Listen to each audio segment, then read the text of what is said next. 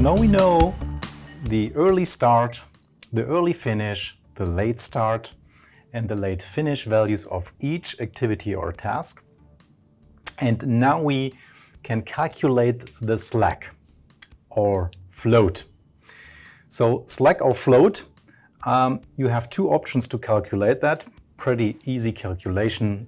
Either you calculate it by late start minus early start, or late finish minus early finish. So this value minus this value, or this value minus this value. So it doesn't matter which one you choose.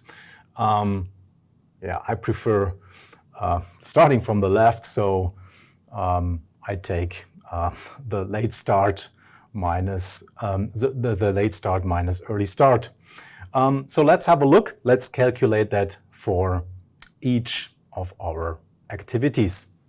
We start from the left again. So 0 and 0, we have float or slack of 0 actually.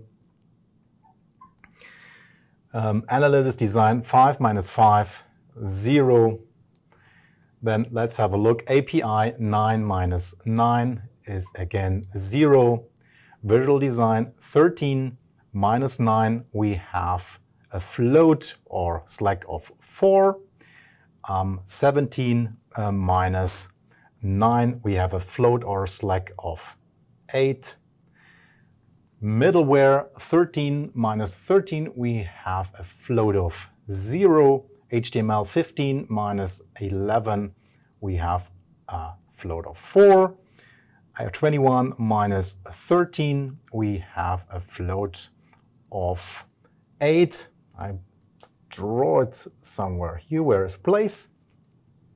Front-end development 19 minus 15, we have 4.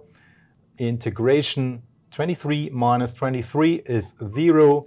Tests 26 minus 26 again is 0. So something which comes immediately into your eye is, and we talked about the definition before, if you look at the critical path, which is over here, have a look at the float or the slack values, which are, for the critical path, always 0. Yeah, and this absolutely makes sense because it is the critical path. Yeah, so the critical path determines actually, let's say the length of your whole project, or determines the completion date of your project. And you cannot have any float over there, then it's not the critical path. And by having a float of 0, it means if one of these tasks takes longer, the whole project will take longer. There is immediately a consequence if one of these tasks on the critical path takes longer. And therefore, have a good eye on the critical path, or have a good eye on where the tasks have no float. And then you see, but the other task here, you have a float of 4, 4, 4, so you have plenty of space to actually float these tasks. So you could put probably some not so skilled resources on that.